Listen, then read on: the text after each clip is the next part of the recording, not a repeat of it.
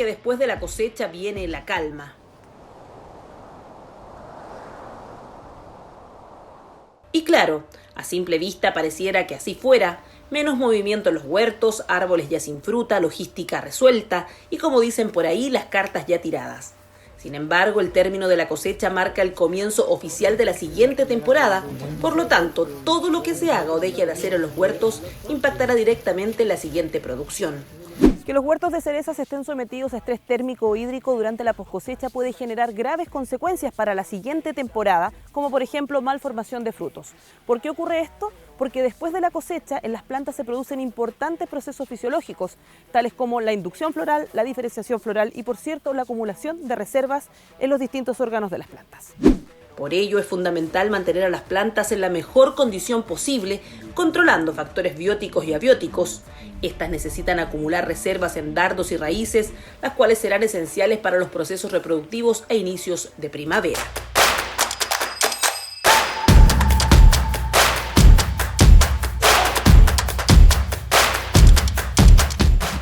¿Cómo estás, Carlos? Bien. Bien.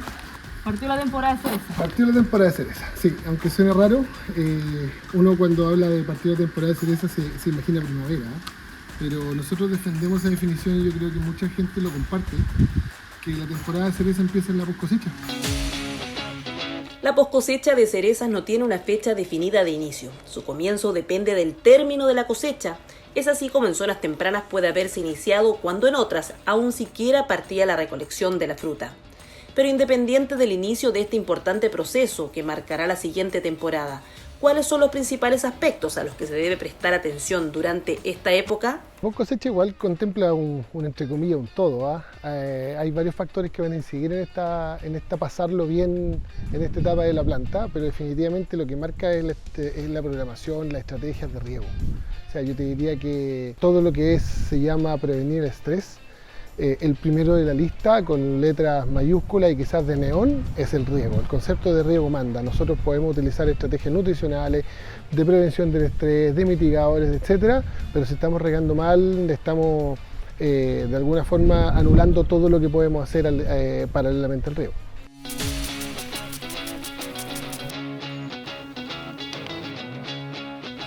El riego es, sin lugar a dudas, el factor más importante para una buena poscosecha. Está directamente relacionado con el éxito de los otros manejos que se realizan en esta época del año. Sin embargo, ¿la estrategia debe ser la misma para todos los huertos? Diferencia desde el punto de vista del tipo de planta, de la edad de la planta, y si está en proceso de formación o está en proceso productivo. Pero hay algo muy importante entre todas las cosas que uno puede hablar del riego de la poscosecha, que es que estamos muy preocupados de la cantidad de agua que nosotros colocamos por semana, muchas veces en base a la evapotranspiración. Oye, saben que en la semana se evapotranspiró 40 milímetros, perfecto, tenemos que reponer esos 40 milímetros si es que estamos hablando de coeficientes de cultivo 1, caso C1. Si ya utilizamos coeficientes de cultivo más altos o más bajos, vamos a tener que ajustarnos. Pero estamos muy preocupados de eso. Yo, paralelamente a eso, y sumado a eso, me preocuparía mucho de la distribución de esa agua. ¿Cómo estoy distribuyendo el agua en mi perfil de raíces? ¿Hasta dónde están llegando mis raíces? ¿Por qué razón? Porque durante la última quincena o los últimos 10 días de diciembre, enero, y yo te diría que en la primera quincena de febrero, tenemos la etapa donde más se recupera la raíz en la temporada, por lo tanto la raíz se está expandiendo y está colonizando otros sectores del suelo. Por lo tanto, esa distribución del agua en el perfil del suelo puede ser incluso más importante que la cantidad de agua que estamos colocando.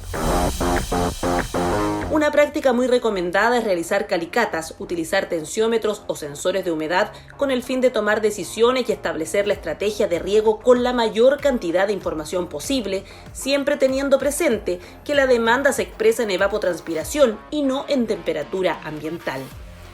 El riego debe mantenerse hasta fines de marzo con el objetivo de generar una señal a la planta para dar inicio al proceso de lignificación de madera y de centros frutales para que ésta pueda soportar de mejor forma las bajas temperaturas invernales.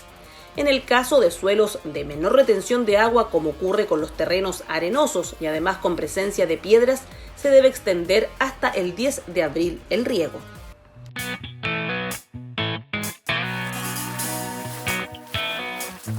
Los huertos de cerezas requieren diferentes manejos dependiendo de la época del año. En poscosecha existen varios que no pueden pasarse por alto, pues su mala ejecución provocaría una acumulación deficitaria de reservas, tales como azúcares y aminoácidos, lo que tendría consecuencias en primavera y posteriormente se vería reflejado en la productividad y calidad de la fruta. Una grave equivocación sería pasar por alto esta máxima. Muchos productores tienen ese error.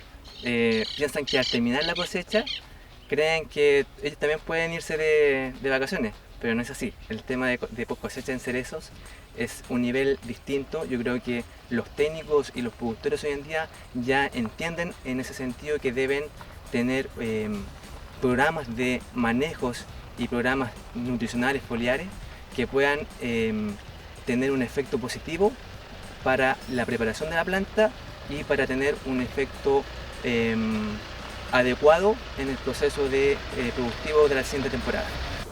Si bien el riego es el número 1 en importancia durante la poscosecha y está relacionado con todo lo que se haga en el huerto durante esta época, también se debe prestar especial importancia al manejo y control del estrés térmico hídrico. En ese contexto, el uso de bloqueadores solares se presenta como una excelente alternativa a la hora de prevenir. Nosotros hemos estudiado mucho más por muchos años con el equipo de investigación todo lo que significa la incorporación de protectores solares, inicialmente caolinitas, ¿cierto? Acompañados de algún aditivo, puede ser extractos de alga, puede ser algún aminoácido que pueda complementar la acción física de la caolinita. Y últimamente hemos desarrollado algunas estrategias con filtros solares incoloros, ¿ya?, que son bastante parecidos al efecto que hemos encontrado a las caolinitas, con una frecuencia de aplicaciones completamente distinta por cómo se degrada esta película cerosa. Y eso, acompañado de una buena estrategia de riego, es todo de forma preventiva. Por eso es súper importante que las poscosechas se enfrenten muy temprano o inmediatamente después de haber terminado la recolección. Nosotros hablamos de un concepto de poscosecha inmediata, que es terminaste la recolección y tienes 7 días para actuar y para echar a andar estos programas cuando se justifiquen. Ahora bien, no todos los huertos requieren la aplicación de este tipo de estrategias en poscosecha. La discriminación en esto tiene que ver desde el punto de vista de cuál es la capacidad que tiene la planta de mandarle agua a la atmósfera, porque la atmósfera le demanda de esa agua. Por lo tanto, la relación es vigor. Cuanto más vigoroso sea un árbol, considerando que el vigor se define por cómo creció el árbol en el año, no necesariamente por la envergadura de este árbol, cuanto más vigoroso sea un árbol, el árbol está menos exigido por la atmósfera para generar esa agua que le está pidiendo la atmósfera. Por lo tanto, tiene menos sentido o no tiene muchas veces ningún trabajo positivo en colocar un bloqueador solar, una estrategia de prevención del estrés en este tipo de plantas. Pero por el otro extremo, un árbol que está falto de vigor, con nulos crecimientos anuales, que ya ese es un problema de otra índole, claramente, ya es más nutricional, quizás más integral, sí es un buen cliente para este tipo de estrategia. Las altas temperaturas que superan los 30 grados Celsius son una de las principales causantes del denominado estrés hídrico térmico en poscosecha. Este provoca el cierre estomático prematuro de las hojas en árboles frutales, a lo que también puede contribuir una oferta deficitaria de riego y un estado vegetativo de las plantas que no sea el adecuado. Para determinar si un huerto está sometido a estrés térmico hídrico, se puede realizar la medición de diferentes parámetros, entre ellos toma de temperatura del envés de la hoja, medición de reservas carbonadas y nitrogenadas en raíces y centros frutales, esto al finalizar la temporada, y mediciones de conductancia estomática de las hojas. Bueno, la conductancia estomática mide principalmente el grado de apertura valga la redundancia, del estoma. En ese sentido, lo que de alguna forma estamos midiendo si las estrategias que se están realizando en el campo tienen algún efecto positivo respecto a la acumulación de reservas. Porque, ¿qué pasa? Cuando los estomas se cierran, no hay un intercambio gaseoso, por lo tanto, no existe ese tipo de acumulación gratis que viene del ambiente. Esto se puede detectar también a través del porómetro que mide la transpiración de las hojas. A menor nivel de transpiración, mayor estrés. Como adelantamos al inicio del reportaje, durante la poscosecha ocurren importantes procesos fisiológicos en las plantas. En el hemisferio sur, la inducción floral comienza al término de la primavera es decir, a mediados de diciembre, y sigue avanzando hasta el inicio de la diferenciación floral durante el verano, incluso hasta comienzo de marzo, pasando por una evolución de estructuras morfológicas y reproductivas en los dardos. Es un círculo vicioso. Si eso se hace una práctica ya, entre comillas, normal en el huerto, definitivamente tiene un impacto negativo sobre el potencial productivo, y no solamente muchas veces sobre el potencial de producción, sino que puede ser sobre el potencial de calidad o sobre el potencial de condición de la fruta. Si la planta no tiene la capacidad de hacer intercambio gaseoso continuo a la atmósfera, debido al cierre estomático anticipado en sus hojas, esta no puede captar CO2 para la generación de azúcares, lo que repercute directamente en la malformación de primordios de flores en los centros frutales, generando pérdida de fertilidad y una consiguiente malformación de frutos. Durante la semana pasada, Kim Green, productor de manzanos y cerezos, oriundo de Australia y creador y precursor del sistema de conducción KGB, visitó Chile para participar de un día de campo. Dicha instancia se realizó en Agrícola BP Pencahue, en la región del Maule, y en ella estuvo también el equipo Avium, el asesor Matías Kulczewski y 10 empresas productoras de cerezas. That was too strong. Si estuviera ahí, dice, obviamente todos reconocerían que es demasiado grande, demasiado vigoroso. Durante la jornada se revisaron 4 estaciones en donde se discutieron diversas temáticas relacionadas a conceptos de formación, poda, suelo, entre otros. Kim, today you talked about reducing or eliminating post-harvest irrigation. What is your recommendation? So what I see is we've filled our space with good fruiting wood, and post-harvest we keep irrigating. Then that nice wood in the top goes longer and longer and longer. So in some places 1.5 metres of new growth in the top. That energy, that shading is hurting the cheaper part of the tree. So we've found that if we stop irrigating post-harvest, let it dry out, let the tree stop growing, it thinks it's dying and it puts its energy into the fruit bud. Por cierto, es una recomendación basada en las condiciones que presenta Australia, por ende no es totalmente aplicable a la realidad chilena. Además del riego, se analizaron otras variables propias de la poscosecha, todas desde el punto de vista convencional, pero también desde la visión de Kim Green, quien desde el año 2000 volcó sus manejos a lo orgánico y biodinámico. Today we live a special moment when you listen to the plants, you talk to the plants. Can you explain that to us, please? The tree and us are connected.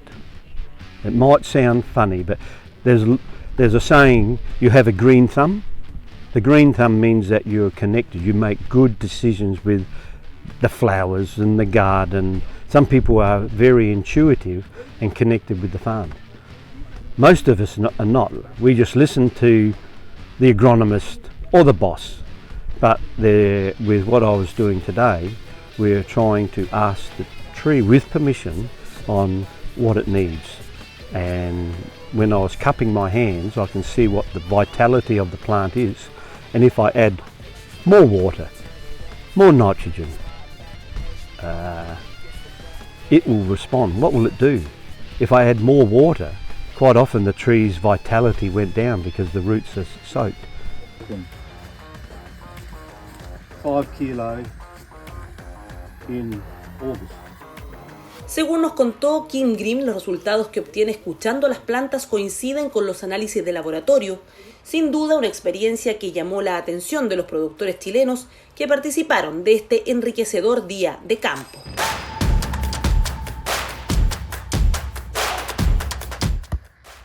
Otra de las áreas importantes durante la poscosecha es la nutrición, algo que no se puede dejar al azar. Vamos a conversar ahora con Valeria Lepe, ella es especialista en nutrición y nos va a contar cuál es la mejor receta para esta época del año. Valeria. Hoy día preocupándonos de 2 aspectos, del programa de suelo y del programa foliar. Vamos a hacer un pequeño resumen a grandes rasgos de lo que haríamos en el programa suelo, en qué cosas nos fijamos.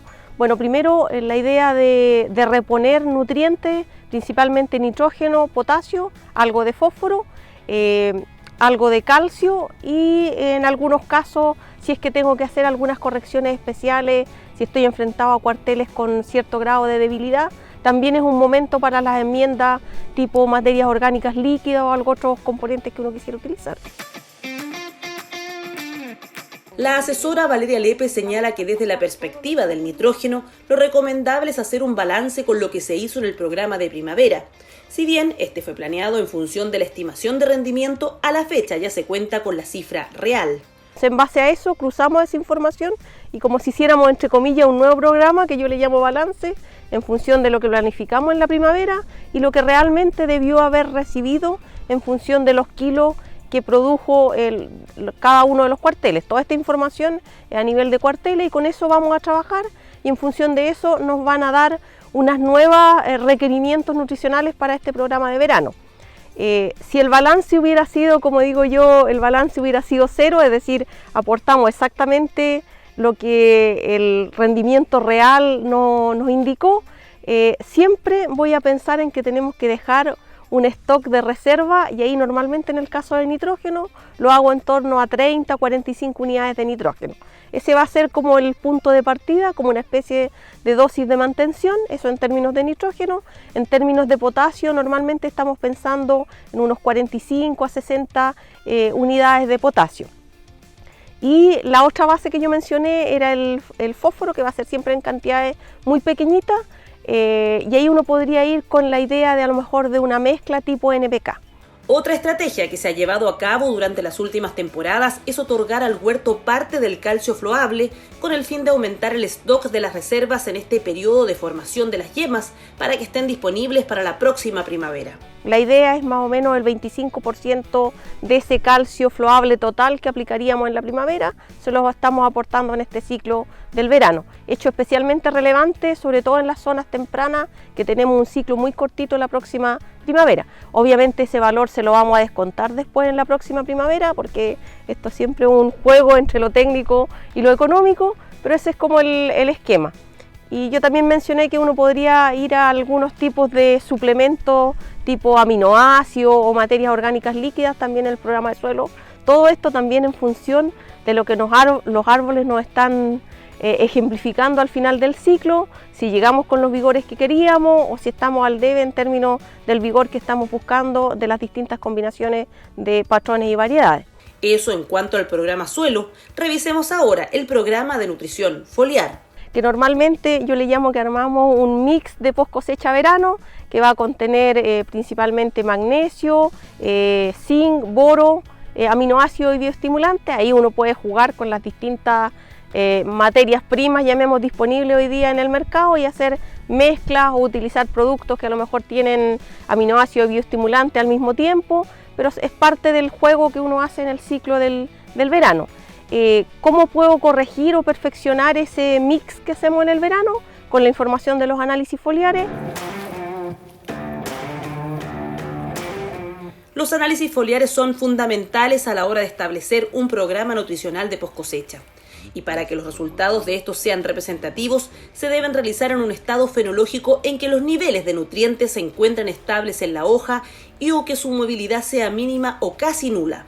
Lo anterior coincide con el periodo de poscosecha en cerezos. Nosotros tenemos el brote anual, que es el crecimiento de la temporada anterior, y este es el crecimiento de un año donde se encuentran los dardos en formación y en donde se deben extraer el material para una correcta toma de muestras. Se recomienda realizar estos análisis entre el 25 de diciembre y el 15 de enero. Normalmente en algunos casos, sobre todo en los huertos de cosechas tempranas, yo siempre digo que tenemos que arriesgarnos con un programa y empezar a hacer el programa y a lo mejor lo vamos a suspender antes o en función de lo que nos diga la analítica foliar, puede ser que necesitemos una aplicación más en el ciclo del verano.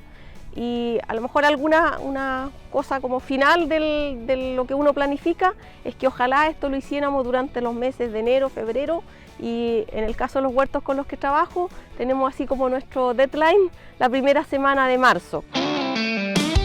En poscosecha el huerto definitivamente no se detiene.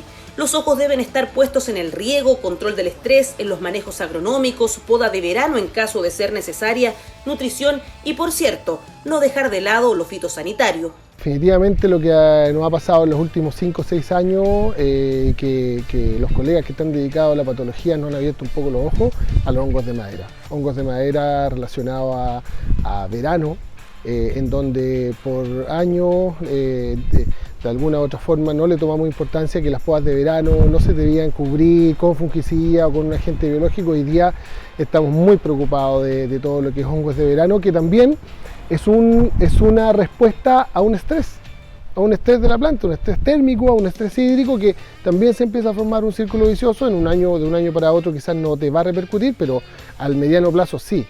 Yo te diría que eso es lo que nos preocupa hoy día más, y por el otro lado, control de arañitas en verano. Un ataque de arañitas puede provocar la defoliación temprana de las plantas, lo que podría parar toda la maquinaria fotosintética y metabólica y generar una reducción temprana en la temporada de la proporción de hojas y causar en abril, principios de mayo, incluso un despertar falso o floraciones prematuras.